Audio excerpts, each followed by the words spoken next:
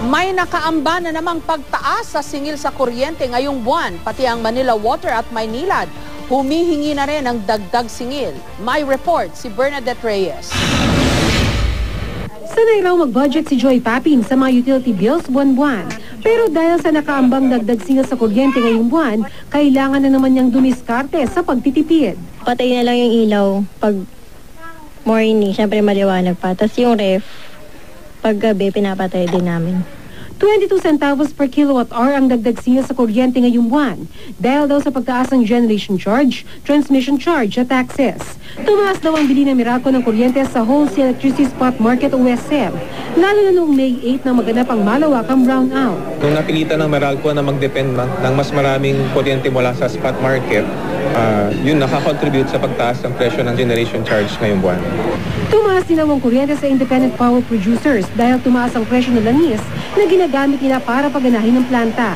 Kaya ang bahay na kumukonsumo ng 200 kilowatt-hours kada buwan, madadagdagan ng bayarin ng 44 pesos.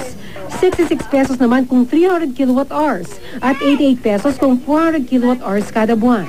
Yung average increase ng mga IPPs, basically dahil sa higher effective fuel cost per kilowatt hour, matapos na magkaroon ng weakening ng pera natin kumpara sa US dollar.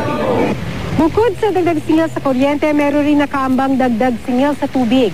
Sa ngayon, pinag-aaralan ng Metropolitan Waterworks and Sewerage System o MWSS ang petisyon ng Maynilad at Manila Water para sa dagdag singil sa tubig base sa tinatawag na rate-rebasing scheme.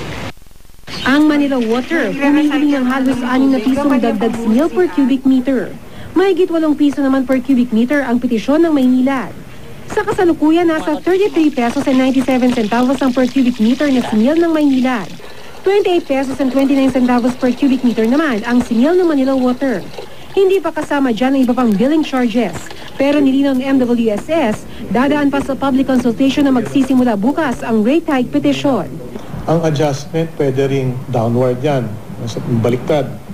At pwede ring mangyari yan kung ang sa tingin namin sa mga sa pag-audit namin ng mga books nila, no? The past 5 years of work and accomplishments, pag nakita namin na kailangan magka-adjustment din dyan. Pero ngayon pa lang, nag-iisip na ng mga paraan si Chay Belica kung paano makakatipid sa konsumo ng tubig. Yung mga pinagbanlawan, gagamitin na recycle dun sa CR. Bernadette Reyes, GMA News.